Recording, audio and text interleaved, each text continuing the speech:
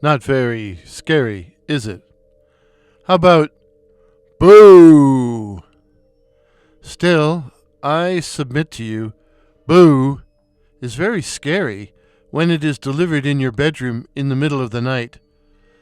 I pulled my head from under the blankets and then realized my black cat Luther was celebrating its own private Walpurgis night.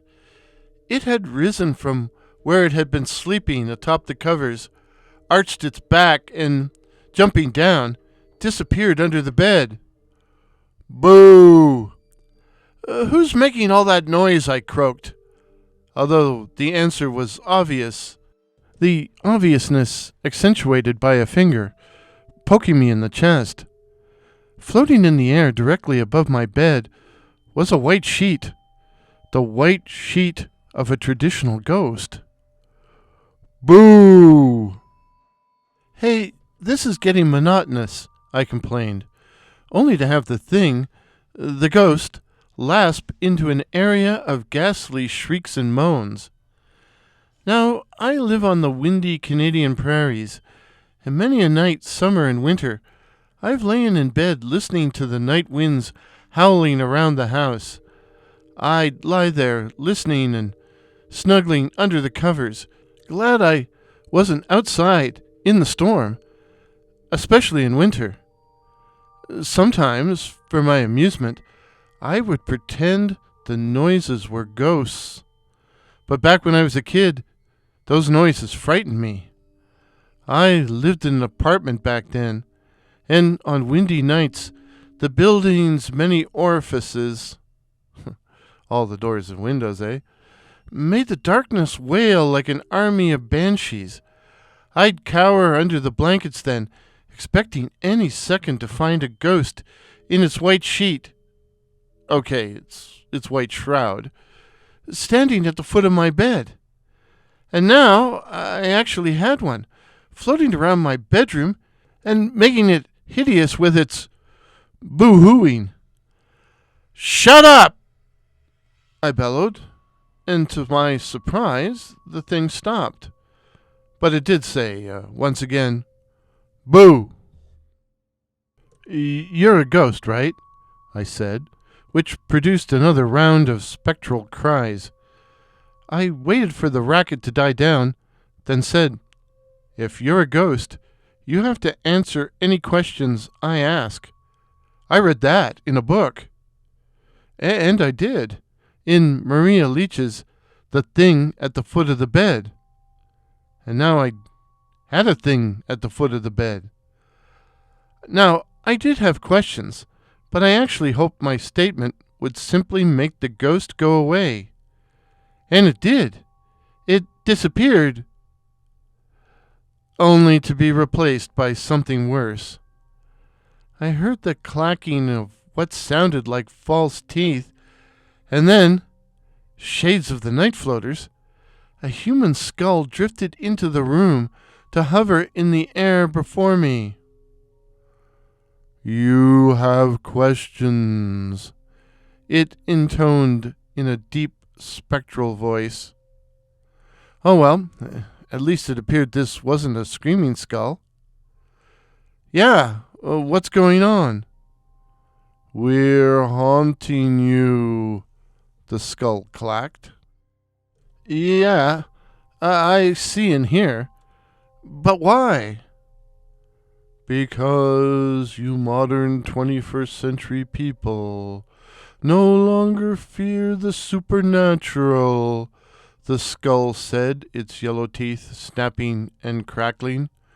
You no longer fear the dead. You no longer fear ghosts. Look at what passes for horror in these benighted times. Serial killers, stalkers, unpleasant encounters with creepy individuals. And then there are all the latest cryptids, black-eyed children, skinwalkers, the Rake. There are even those ridiculous flying heads, The night floaters.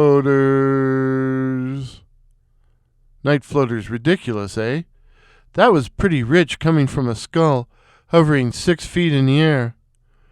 The traditional ghost in its winding sheet is now little more than a Halloween decoration. And even then, at Halloween, ghosts are being replaced by space aliens. Bug-eyed space aliens. We're tired of being ignored, and there are more of us dead than there are of you the living. So we've come back. Back!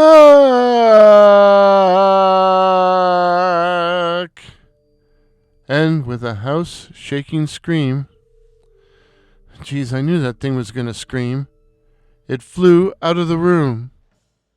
Dead silence. I took a deep breath, and then I shut my eyes, fully intending to go back to sleep. That may sound odd, but hey, I was tired. I'd have to think about what I'd just heard, but morning would be soon enough for that. And I wasn't the least bit afraid. I mean, it's not like ghosts can hurt you or anything. I mean, have you ever heard of anyone killed or injured by a ghost? Have you? Good night, ghosties, I muttered as I began to drift off. Then something, that damn skull, screamed right in my ear. At the same time, the bedclothes were ripped off the bed. I yelled something inarticulate, and probably very rude, only to have my shouts drowned out by a weird cacophony of howls and yowls, roars, bellows, and caterwauling screeches, all punctuated by bursts of maniacal laughter and blaring discordant music.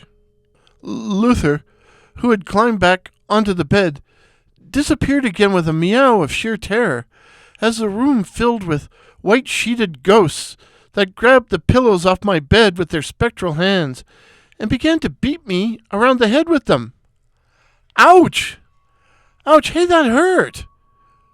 Eventually, the barrage lifted, and I was able to get to the window, where I pulled back the curtains and saw ghosts. Dozens of them, all in their traditional white sheets. Some were flying, some were dancing to eerie music, and all were hollering, "Boo!" or variations on that theme. Others were tormenting the neighborhood cats, while still others amused themselves knocking over garbage cans and in making every car alarm on the street go off at the exact same time. The dead, traditional ghosts, were definitely back. After a time, I lay back down on my mattress. I didn't even think about grabbing my covers or a pillow, lest they be used as weapons against me. And after a while, believe it or not, I fell into a deep sleep and dreamed I held my old lover in my arms. "Oh, my darling," I murmured sleepily. Why did you leave me? Oh, why? Speak to me, darling. Speak to me, my darling. Speak." Boo!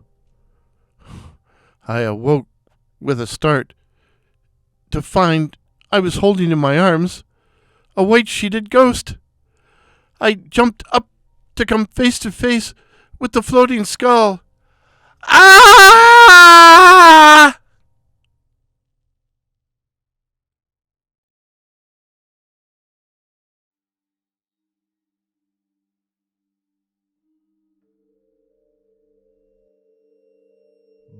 2. The saga continues. They were back. Traditional ghosts in traditional white sheets were back. For vengeance. And with a vengeance. As one of the spiteful specters had told me. The traditional ghost in its winding sheet is now little more than a Halloween decoration.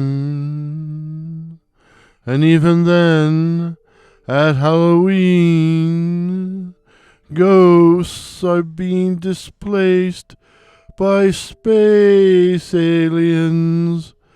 Bug-eyed space aliens.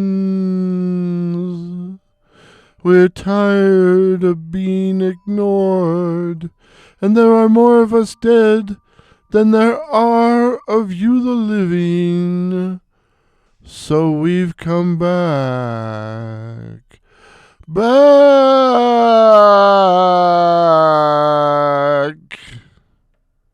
They were back and in my house, tormenting me, but tormenting everyone else as well. After keeping me up half the night, my persecuting poltergeists finally allowed me to fall into a troubled sleep, a sleep full of nightmares. I found myself walking down a dark hallway in a deserted house, an archetypal haunted house, a candle in my hand. I could hear myself breathing.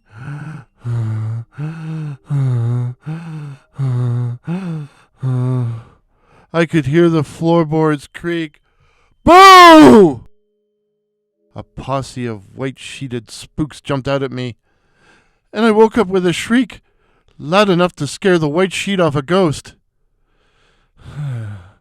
It was something I had never done before, waking up screaming like that. The dreams and the jump scares went on all night. Sometimes I was walking through a deserted cemetery, sometimes in a darkened basement. But the ending was always the same. Boo! I woke up more exhausted than if I had been awake all night.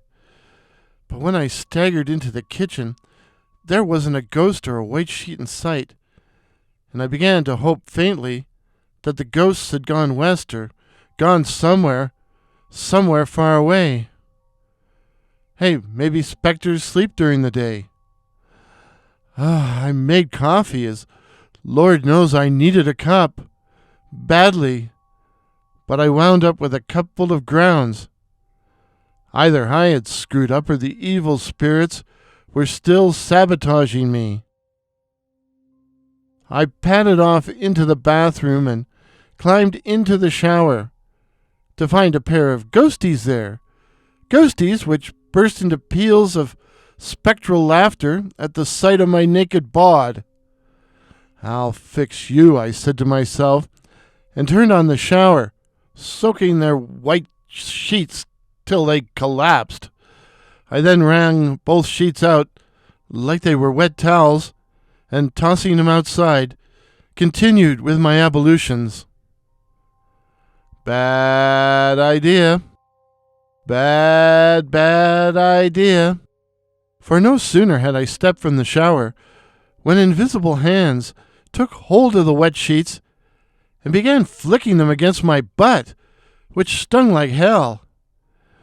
In the end, ouch, that was a bad choice of words. I managed to get dressed, even though I had to hide in the closet to do so. And I got off with nothing worse than mismatched socks. I gave up the idea of breakfast, figuring I could grab something downtown. Maybe. Walking to the bus stop was an exercise in chaos. My suburban street was filled with white-sheeted traditional ghosts. Heck, the air was full of them, floating and howling, They were knocking over garbage bins or dancing with them and terrorizing the neighborhood cats, dogs, and jackrabbits. Whenever a car came down the street, a group of spooks would stand in the middle of the road, forcing the drivers, being polite Canadians, to stop. But eventually a young dude in a black Dodge Ram pickup didn't care and ran over them. Okay, ran through them. But leaving tire tracks on their white sheets. Then a guy on a bike came down the street, and invisible hands grabbed his front tire and yanked it 8 feet into the air, spilling the poor guy on his back. I thought about remonstrating, but then it occurred to me that discretion would be the better part of valor. I already had a pain in the rear. Why borrow trouble? At the bus stop, I found a group of silent ghosts waiting the arrival of the number 66 that would take us downtown. I joined them and kept silent too. It seemed to take an eternity. Oh, geez, another bad choice of words. It seemed to take a long time for the bus to arrive, but eventually the number 66 pulled up with an unearthly screech of brakes. I filed in with the rest of the shades, the rest of the passengers, only to find a skeleton in the driver's seat. I just stood there stunned, and I'd probably be standing there still. But the skeleton pointed a bony finger at me, indicating I should sit. And so I sat. I sat next to a ghost, which was okay at first. But then an amorous female spook sat on my lap and began to slobber me with passionate kisses. Now, at some points in my life, I probably would have enjoyed these attentions, but not from a ghost. I determined to get off the bus, only to find I couldn't. As the bus was flying through the air, carried by a fleet of flying specters, carried 100 feet in the air, 100 feet above the ground. I went back and sat down, resigning myself to death. Oh well, if I became a ghost, at least I would have a girlfriend. But the bus didn't crash. Instead, it came down at the old cemetery.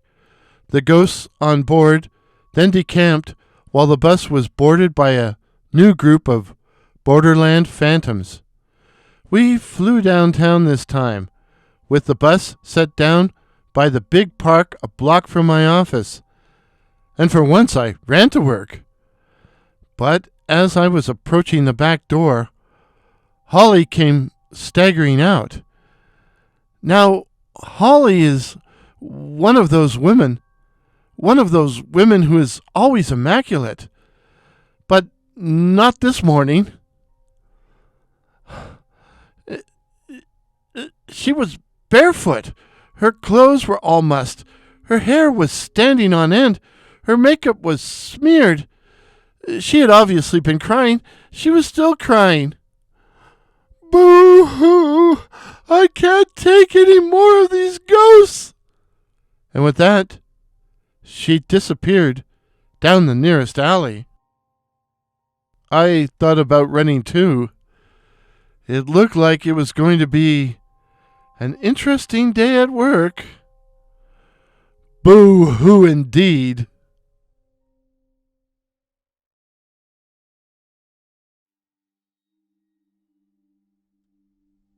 Boo.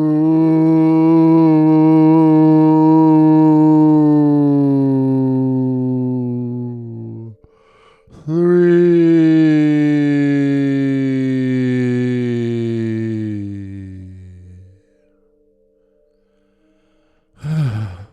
It had been the worst day of my life. The ghosts, traditional ghosts in traditional white sheets had turned my office into a shambles.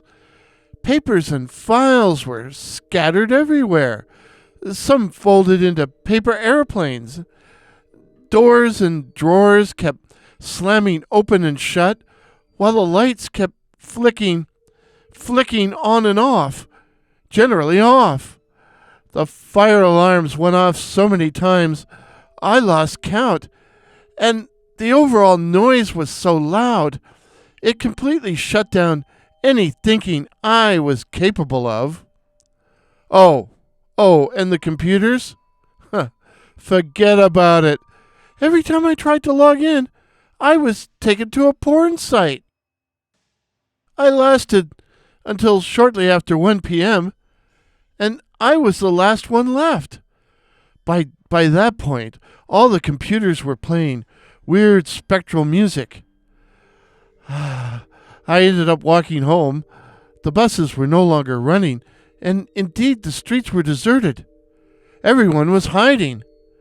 The traffic lights had gone completely nuts, flicking from green to red to yellow, but also to blue and purple and orange and black. Halloween colors. And all the way home, I was harassed by ghosts who dive-bombed me or floated up to scream, "Boo!" The first thing I did when I got home was to pour myself a stiff drink. But no sooner had I put my glass down on the table when all the liquid in it disappeared. Some spirit was getting drunk on my spirits. I did manage to make myself a bologna sandwich and to scarf it down before they could mess with it. That and some Pringles were my dinner. Ketchup-flavored Pringles, no less. I went to bed as soon as the darkness had taken control. What else could I do? I just lay down on the bare mattress with all my clothes on and believe it or not, in spite of all the hideous cacophony, the boos and the shrieks, I fell into a light and troubled sleep and dreamed. I dreamed I was walking through a grim and barren countryside where there were few trees and where dirt hills met an overcast sky. The predominant colors were brown and gray, and there, off in the distance, I saw the dark figure of my old lover, running to me with her arms outstretched. I ran to her, my poor wounded heart pulsing with love, and just as I reached out to her, just as I reached for her,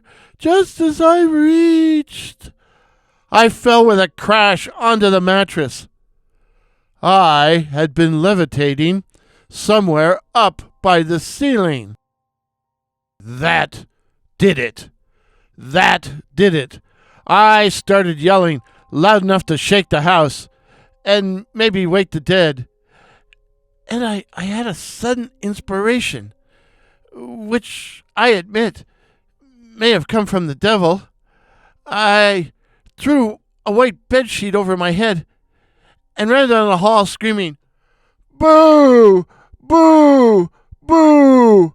You think it's so funny to yell at people? Boo! Boo! Boo! It isn't even original. Boo! Boo! Boo!" I ran through the living room and into the kitchen, the whole time booing and bawling and bawling and booing, until I suddenly became aware that everything had gone silent, deathly silent. I looked around, not a white sheet in sight. It appeared they were gone, but no. It must be a trick, it must be. I walked back through the living room. No ghosties. I checked out the bathroom and the other rooms before returning to the bedroom. Nothing. I collapsed back onto the mattress in sheer exhaustion, and suddenly realized I was still bundled up in my white bedsheet. It was still pulled over my head, and I began to wonder, where did they go? Why did they go? It had to be a trick, but I waited 15, 20 minutes, half an hour, nothing. They'd left. But why? And then it came to me. But nope. It couldn't be. Nah. But there was one way to find out. I could hear them outside, the dead making enough noise to wake the dead, to wake themselves up. Oh, never mind. As the white sheet was still over my head, I walked down the hall, through the front door, and out into the street. The spectral host all turned to stare at me as I said, very loudly, "Boo! Boo! I'm a ghosty! I'm a ghosty!" I said some other stuff too, and even sang some obscene songs. I even did that vocal exercise from that drama class I had to take in college. Baby bye bo boo, baby bye bo boo, baby bye bo boo, baby bye bo boo, baby bye bo boo, baby bye bo boo. Gosh, that's exhausting. I ran down the street, waving my arms and jumping up and down, and they scattered. They all scattered. Some running, some flying away, and some just vanishing into thin air. I ran all the way to the end of the street, driving the spirits before me, only to have one of my neighbors open their front door and yell, "Aren't things bad enough with all these bloody ghosts without you making noise too?" They're gone. The ghosts have gone west. Okay, we live in the west. So they've gone wester. What? I know it sounds stupid, but I think I scared them. What? By putting a bedsheet over your head and yelling boo? Well, there's only one way to find out. Grab a white sheet and join me.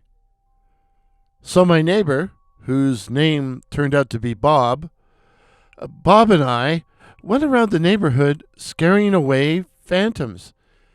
Anytime we saw them, we'd pull our sheets over our heads, yell boo, and they would scatter. Soon other people joined us, and after a while, it was quite a party atmosphere.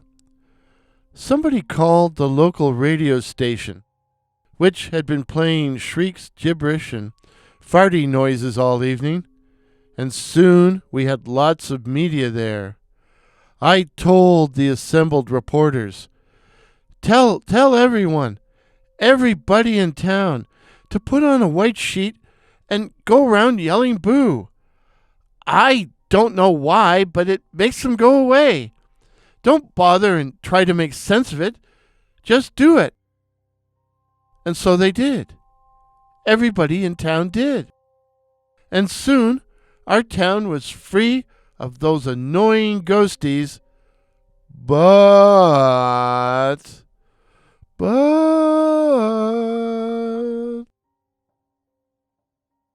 once again, the floating skull drifted into my bedroom in the middle of the night, hovering over me as it intoned in its dreary voice,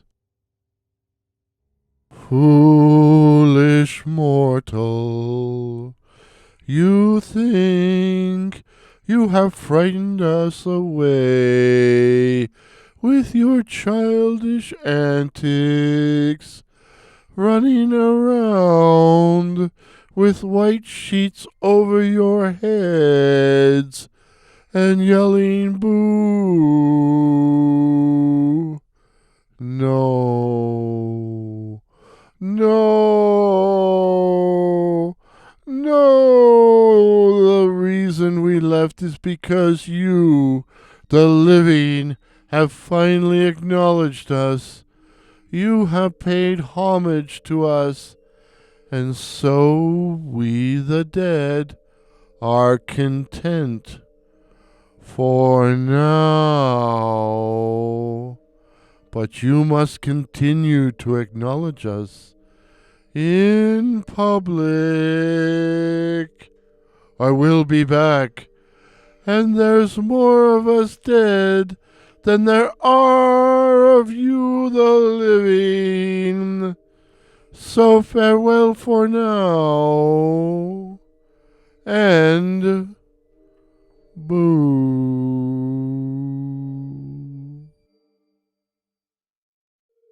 I took him, or it, I took it at its word. I mean, who wants to argue with a floating skull? And so, this Halloween, as soon as the darkness takes control, everyone in this neighborhood will be pulling white bed sheets over their heads, while all the kids will go trick-or-treating, dressed as traditional ghosts.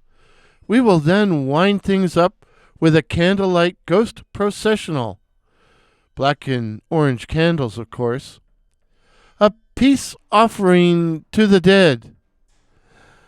And I hope it will work, for if the spirits return to torment us, if the spirits come back, my only recourse will be to turn to booze.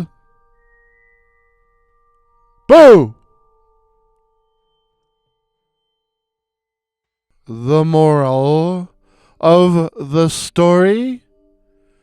If you should visit a haunted house on Halloween, beware of cold drafts. Cold drafts, because you may end up 3 sheets to the wind.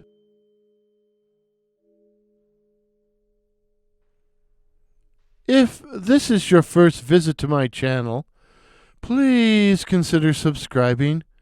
My name is Warren, and I write and tell original ghost stories and original horror stories featuring such cryptids as the night floaters, werewolves, and the black-eyed children.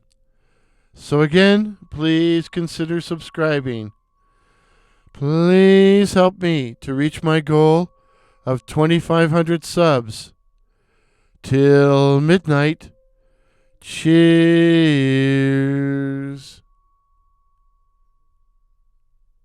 Pictures used in today's video, courtesy of Pix Here, that's PX Here, while the music was the classic Ghost Story, although I was tempted to use Ghost Processional, both by that patron of the internet, Kevin MacLeod. And boy, I hope I don't have to do any re-recording. Those boos are hard on the throat.